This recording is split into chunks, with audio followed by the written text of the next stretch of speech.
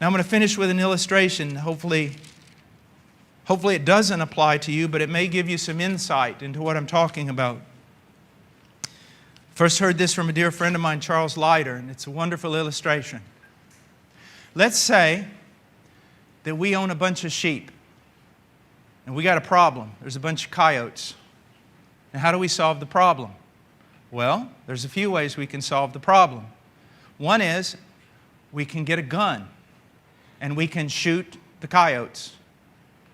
Now, that solves the sheep's problem, solves our problem, but it doesn't solve the coyote's problem. What else can we do? Well, we could get a cage, and we could trap the coyote.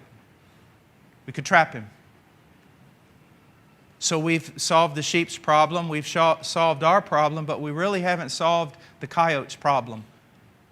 You say, well, he's reformed. No, he isn't. He's just caged. He's not reformed. He walks back and forth in that cage, back and forth like this, and just wanting to get out.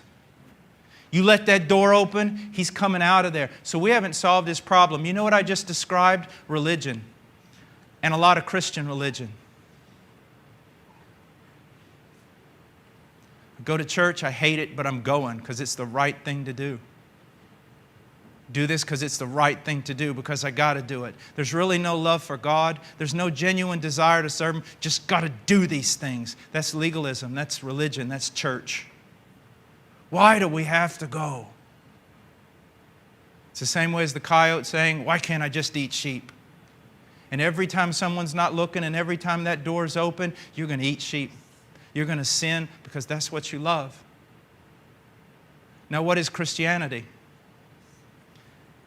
God changes the coyote into a sheep. That's Christianity from the inside. He changes their heart. He takes out their heart of stone and He gives them a heart of flesh. And that's how you know you've become a Christian. Not just because you give some empty profession that, yeah, I believe Jesus is the Son of God, but because something, as it happened to Peter, something more than flesh and blood happened to you. God showed you this is His Son. And He put an overwhelming new desire in you to follow Him and to please Him. Do you see that? Now, whenever we talk about holiness and growth in holiness and spiritual disciplines, oftentimes I will notice an inclination of the head. The head will drop because people are very aware that they have not devoted themselves to the devotions as they ought. They have not grown as they ought, and that there's something lacking in them. They have, to some degree or some measure, they have failed. That's true with any man, no matter how spiritual, any woman, no matter how much they have grown in Christ. Whenever I teach on spiritual disciplines or I teach on the necessity to read the Word or to pray, I always want you to keep this in mind. His mercies are new every morning. I have been walking with the Lord for getting close now to 35 years. That is my verse. That's my text. There's not enough paper in the world, not enough trees to cut down, to write down how many times I have failed the Lord, how many times I have gone astray. Mercies new every morning. You know, sometimes I've actually done things and sensed the forgiveness of God to such a degree that I almost felt like He was wrong. You can't do this. And He couldn't. It would be wrong for Him to forgive me as many times as He has forgiven me, except that Christ died in my place. What a wonderful thing to actually walk through a door where the love really is unconditional. And you say, oh, Brother Paul, you talk that way, people will run wild. No, the unconditional love of God will drive you much further and much faster than a whip. How could you love me this much?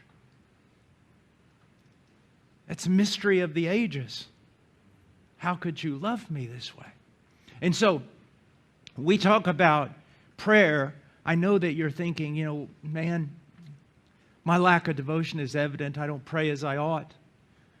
We talk about reading the Word, my lack of devotion. I don't read as I ought. But what I don't want you to do is I don't want you to sit there and dwell on the past. I want you to think about now. I want you to think about rising up now and seeking to obey God in His strength. And every time you fail, I want you to go back to the same thing. Christ died on Calvary so that His mercies might be new every morning. You see, here's one of the things the devil will always do, and how you can always tell his voice. When you sin, he will tell you, run away. Run away. And if you even think about not running away, you hypocrite. Just yesterday, Paul, you sinned. Go. What would God want with someone like you? Go.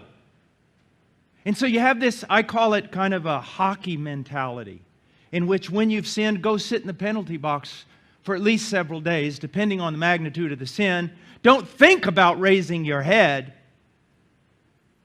And then after a while, you've done a certain degree of, mourning. Then, you can come back, but I've got my eye on you. God never speaks that way. God will come to you and tell you you have sinned, and He will say it so clear that it will literally break your heart in two. But if it's God's voice, He will always come back and say, now return to me. Return to me. Run. Run to me. I've sinned. I can't run to Him. You've sinned. You must run to Him. You say, isn't it amazing that the Apostle Paul, so devout, so many years, so much hardship, so much devotion, he went to heaven for the same reason the thief did. The murderous bandit hanging on a tree. Some people get mad about that. I happen to really like that, because if it was any other way, I would not be going to heaven and would have no confidence for heaven. I need no other argument. I'll never finish it. I need no other plea. It is enough that Jesus died, and that He died for me.